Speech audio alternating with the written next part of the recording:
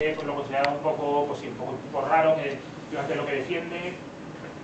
Cuando se murió el Papa y subió el siguiente, pues bueno, pues sus ideas no sentaron tan bien y poco más que le dijeron que o claudicaba y rechazaba todo o iban a la hoguera, pues porque como se resolvían las cosas, iba a la hoguera. Como hacía poco habían quemado a otro científico, filósofo, que era Giordano Bruno, no sé si os suena porque es poco conocido, así que lo quemaron en la hoguera por suponer que pudiera haber otros mundos más allá de la Tierra. Él pensó, no era científico, era filósofo, desde un punto de vista filosófico, pensó que por qué no podría haber unos mundos habitables como el nuestro más allá de la Tierra. Pero si ya nos aceptaron, el tío no se bajó del burro y al final pues la hoguera y ya está, ¿no? Los diálogos estos del mundo los rechazaron, o sea, fueron como los libros estos prohibidos que mandan a la hoguera y al final, pues está la típica frase de que al final el hombre dijo pues que sí se arrepentía, pero sin embargo la tierra se mueve, en fin, ¿no? Pues lo que están todas las películas. Por cierto, el experimento, me imagino que también conoceréis, que se supone que él hizo el experimento de la Torre Pisa, que tiró una pluma y una bola pesada y comprobó que las dos caían a la vez y entonces dijo, pues entonces esto se equivoca porque entonces el tiempo que le cuesta a un cuerpo con más materia y un cuerpo con menos materia, en principio, es el mismo. Bueno, pues ese experimento realmente no lo hizo, ¿vale? Se han visto muchas cosas que se plantean con el tiempo. Es más, lo que él hizo, o sea, la idea que tenía de soltar una pluma y soltar una bola de acero, eso obviamente a nadie se le escapa de que no es cierto que llegaba a la vez.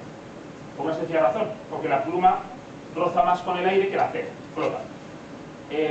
Ahora, en la época moderna, en el siglo XX, los de la NASA han hecho una gigantesca sala, ¿no? Que la habéis visto en las películas, donde hacen el vacío y han soltado una pluma y una bola de plomo, sin aire. Lo han quitado, o intentado quitar el máximo vacío, han hecho el máximo vacío posible. Y efectivamente, cae a la vez. O sea, efectivamente, la pluma y la bola de acero caen a la vez. O sea, verdaderamente Galileo tenía razón. Me acuerdo que el experimento no lo hizo, ¿vale? Por cierto, también es curioso que esta gente suele ser, en aquella época, para poder hacer ciencia, como la ciencia como tal no era una profesión, y o eras rico, aristócrata, o tenías otros negocios, o tenías que estar patrocinado. En concreto, Galileo, uno de sus patrocinadores importantes, famosos, fueron los Medici, ¿de acuerdo? Uno de los Medici, no recuerdo ahora cuál, fue uno de los que fueron patrocinados por Galileo. De la misma forma también que, por ejemplo, Aristóteles, que hemos comentado antes, también tuvo uno de los patrocinado por una de las personas más importantes de la historia, que fue, bueno, no por él, sino por su padre. Lo patrocinó Filipo de Macedonia para que fuera el tutor personal de Alejandro Magno, ¿de acuerdo? Cuando Macedonia empezó a convertirse en los que más mandan en Grecia, pues Filipo tuvo la brillante idea de, pues bueno, ya que somos los que más mandan, vamos a convertir nuestro país en la capital de la cultura, y trajo a todos los científicos, a todos los filósofos de su época a Pela, que era la capital de Macedonia, y en concreto Aristóteles fue el tutor de Alejandro Magno. Para bien o para mal lo fue, no sé si... Bueno, el siguiente, Kepler. Este tipo es curioso, es muy curioso. Kepler era pobre a más no poder. Tenía 8 hermanos, eran 8 hermanos, era pobre a más no poder, pero tenía una cosa que ahora en la ciencia se presupone a los científicos, pero no siempre se tiene. Y era que era, ¿cómo decirlo? Era justo con las pruebas. Ahora muchos científicos, no todos evidentemente, ¿no? Pero siempre se suele, algunos científicos suelen apoyar las pruebas que ponen en favor a la teoría que tú quieres. ¿De acuerdo? A Kepler le pasó algo parecido, solo que en vez de con la teoría científica se puso a prueba con sus ideas religiosas. Kepler era una persona increíblemente religiosa, muy religiosa. Casi todo lo que hacía era por obra de Dios, o gracias a él, o porque era una persona increíblemente religiosa como todos de su época. En la época en la que vivió, la religión era muy importante, ¿de acuerdo? Entonces, se la juntó con Tycho Brahe, en su observatorio, y mientras Tycho Brahe tenía una vista muy aguda para tomar datos, no sabía interpretarlos, porque sus conceptos matemáticos eran un poquito limitados, los suyos eran más avanzados, y demostró que una de las conclusiones que decía la Iglesia, que había enseñado la Iglesia durante hacía 1000 años, 2 años, 1000 años, era que, entre otras muchas cosas, era que las órbitas de los planetas, o de todos los cuerpos, tienen que ser circulares. Por una sencilla razón, porque dado que se supone que en la Tierra está lo imperfecto y en los cielos está lo perfecto, ¿no? Pues el mundo de Dios, los ángeles, y la Tierra, el mundo de los hombres imperfecto, el mundo del cielo, lo perfecto, pues el movimiento, la curva cerrada más perfecta que existe es un círculo. Entonces se presuponía de que los círculos a velocidad constante era el movimiento que seguían todos los planetas. Pues este demostró, con los datos que había tomado Tycho Brahe, demostró que eso no podía ser y enunció sus tres leyes. La primera ley nos dice que las órbitas de los planetas son elípticas, que es lo más feo del mundo. Comparado con una circunferencia y una elipse, lo más feo del mundo, ¿de acuerdo? Con el Sol es uno de los focos. Eso ya fue un encontronazo para él. ¿Vale? Él podría haberlo rechazado, pero sin embargo lo aceptó. Dijo, bueno, esto es lo que me dicen los datos y tengo que aceptar lo que me dicen las pruebas científicas, independientemente de lo que yo creo. ¿De acuerdo? Su segunda opinión, lo segundo que dijo, es que ya no solamente es una órbita elíptica, sino que encima el cuerpo no se mueve a la misma velocidad en todos los puntos, sino que el cuerpo que está orbitando se mueve a más velocidad cerca del foco donde está el Sol y a menos velocidad lejos del foco. ¿De acuerdo? Eso también fue otro golpe. Pero a cambio, ¿no? Era la frase esta que dicen de que Dios ahoga pero no aprieta pero no ahoga, le dio un regalo, ¿no? Que es la tercera de Kepler, que es una cierta armonía, que le viene a decir de que hay una cierta relación entre el tiempo que le cuesta al planeta, o al cuerpo que sea, dar una órbita alrededor del Sol, en este caso, que se analiza, y el radio que describe la órbita. Hay una cierta relación. O sea, no es arbitral, no hay una cierta relación. No sabía por qué eso era así, pero efectivamente las órbitas se comportaban así.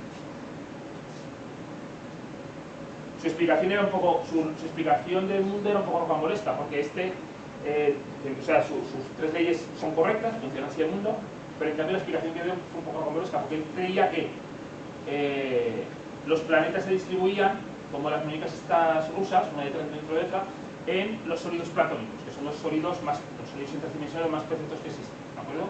El cubo, el prisma, el octaedro, en fin, no, 6, el hexaedro.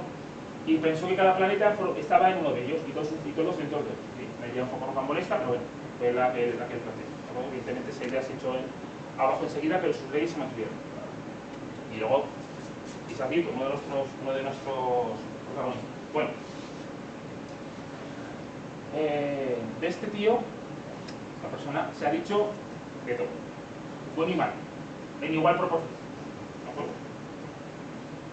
Es seguramente, no lo digo yo, es lo que se acepta más o menos en toda la comunidad científica, de que es el genio científico digo, no la persona más inteligente, porque eso es complicado de comprobar, pero la persona más inteligente dedicada a ciencia, ¿de acuerdo?, que ha existido jamás.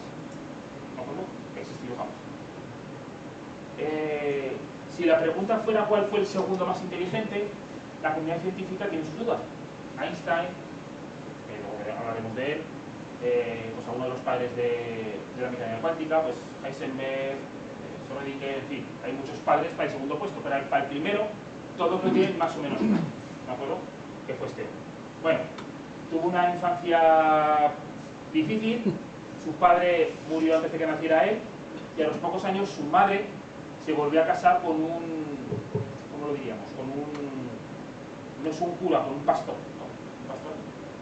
Con un pastor que era 30 años mayor que su madre, pero aún así eso no evitó de que tuviera 3 hijos con él, ¿de acuerdo? Obviamente, cuando eso ocurrió, que era un tío, tuvo que irse con su abuela a vivir. Como era de esperar, el hombre que tiene 70 años murió antes, ¿de acuerdo? Como es de esperar. Entonces, su madre, con sus 3 hijos, volvió a la casa familiar, ¿vale? Entonces, Isaac Newton se encontró en una situación un poquito complicada, de claro, unos sentimientos un poco encontrados, con una madre abandonada, pero ahora encima vienes con 3 hermanos, en fin, un poquito complicado. Cuando tuvo la edad de ir a estudiar, se trasladó a la ciudad, a Arham, la ciudad, bueno, lo he dicho, la ciudad de todo el mundo sabrá que es inglés, ¿vale? Es inglés. Los ingleses serán muchas cosas, pero desde luego en ciencia, junto con los alemanes, son básicamente toda la ciencia desde la época de la revolución científica, toda la ciencia es o inglesa o alemana, todo, sin excepción, prácticamente con muy poquitas excepciones, ¿de acuerdo? Entonces, inglés, de Lincoln, el condado creo que se llamaba Lincolnshire, ¿de acuerdo? Pues donde él vivía, en una granjita familiar, no tenía ningún colegio cerca, se fue a una localidad, a la casa de un boticario, ¿de acuerdo? Y, pues bueno, cuentan la leyenda, los mitos, ¿no? Porque también esta gente, cuando y los otros, cuando se dan cuenta de que se han vuelto científicos famosos, tienden a contar mitos sobre su propia vida, ¿de acuerdo? porque ellos son conocedores, muchos, en particular de Newton se sabe, porque lo dejó en su biógrafo personal, lo pone, de que son conocedores de que lo que le ocurrió a Arquímedes con el Eureka, ¿no? Eureka, se me ocurre una idea que cambiara el mundo, pues es una idea que tiene mucha fuerza, ¿de acuerdo? Y parece que no puedes ser un genio entre los genios si no eres capaz de estar pensando en las abutardas y de repente que se te ocurra todo en tu mente y soluciones la física del momento o los problemas del momento, ¿vale? Entonces, mucha gente ponía mitos sobre su propia vida una vez que ya se había muerto famoso, ¿de acuerdo? Que es uno de los casos, ¿vale? Pero luego por la manzana, ¿no? La de la manzana es poco probable que sea cierto de que tomando el sol y se le caiga la manzana vea claramente en su mente que lo veremos ahora, que la gravedad, o sea, que la interacción por lo que se me cae la manzana es la interacción con la que se mueven los planetas, ¿no? O sea, que eso no fue así.